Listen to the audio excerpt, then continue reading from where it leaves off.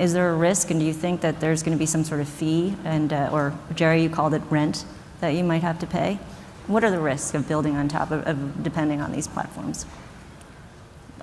Sure, I'm happy to dig in. I think my situation with building search, where what we want to do is provide transparency across both social networks and the web, is a little bit different. So what we want to do is provide users, wherever they may be, an opportunity to find people they might not have connected with, or people who are interested in topics that they're not currently aware of. So from our perspective, I think the most important thing is for us to just stay on top of it. It's really important to have good relationships with people at the networks, and it's really important to also create value that is unique, that is hard to copy. And I think we were talking about this backstage. That's really, it's one of the #1 rules of doing anything. You've got to make sure you really create value.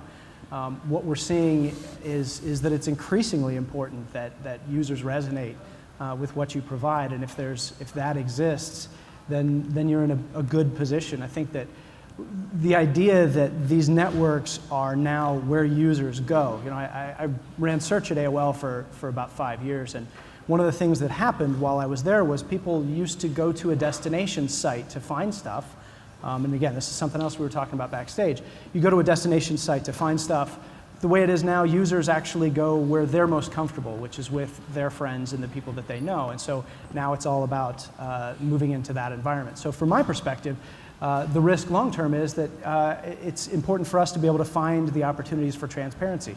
Openness is fantastic. I'd love to see Facebook be more open and provide more visibility into the fantastic conversations and expressions that are taking place there. So there's the risk of what might go away, and having to pay rent for that, and I'd actually love the opportunity to buy the full Facebook feed or buy the full Twitter feed. And then the other risk is that the opportunity to really provide that visibility might not happen over time, and that's one that I'm really interested in understanding as well. I think it goes back to a little bit of what we've talked about. It's like if you wanted to have a presence and engage with people, whether you have a business or whatnot. So the business example would be, hundreds of years ago, you would have to open up a store and put your name up there and say, okay, this is my business. I'm the butcher in the town, and people knew where to go for that service. Then, when the telephone came around, you needed to get a telephone number, and that what became the communications protocol for people to reach you and engage with you. And then, in the '90s, when the web came around, then you had to get a .com address, and people knew, okay, that's where I go.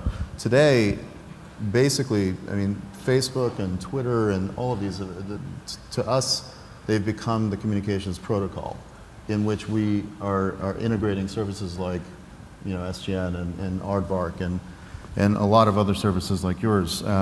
So you have expectations that one day you're going to have to pay some sort of toll or fee, or it's not out of the question? I think, Max, you said that it's actually inevitable. I think the perfect example is we do business on the iPhone, and we do business on Facebook, and iPhone gets 30% of everything that we sell for a premium app, and we're happy with that, right? Yeah. So on Facebook, they didn't ask for that initially, and maybe they regret that today because there's quite a lot of activity.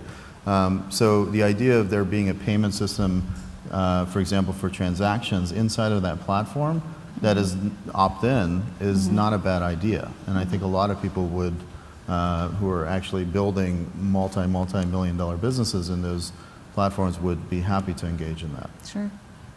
Yeah. And I think that the big risk and the big difference relative to exactly these examples that you cite, setting up a store or having a telephone or having a website, is that these are proprietary platforms. They're not non-for-profits, they're not sort of open federations, and that they will want to extract their fair share of whatever value you're creating along with them. And I think, Larry, you raised an excellent point, which is that you have to sort of be cross-platform. If you're going to build on Facebook or Twitter, it shouldn't be one and only one, and I'm sure that Josh's comment was towards building a business exclusively on one of these sort of shifting giants. And if you do build a cross-platform business and you're working on different IM networks and you're working on different social networks and you're working on different equivalents to Twitter and microblogging sites, and they're all successful, then you sort of know you're the one creating the value. It's not any individual player. And that said, I also think that these platforms are both extremely smart, so they want to create situations where people are incented to behave correctly and not only get their own value, but give value to the platform itself. And the other nice thing, which is gravy, but you can't really expect it, is that these guys are also idealistic. So, having come from Google, do no evil was not just lip service. The company behaved differently from it. And Twitter and Facebook both have their very own strong versions of that because of their founders. And that sort of makes it easier than if you had sort of the bloodthirsty monopolist out there who at some point is going to take every penny.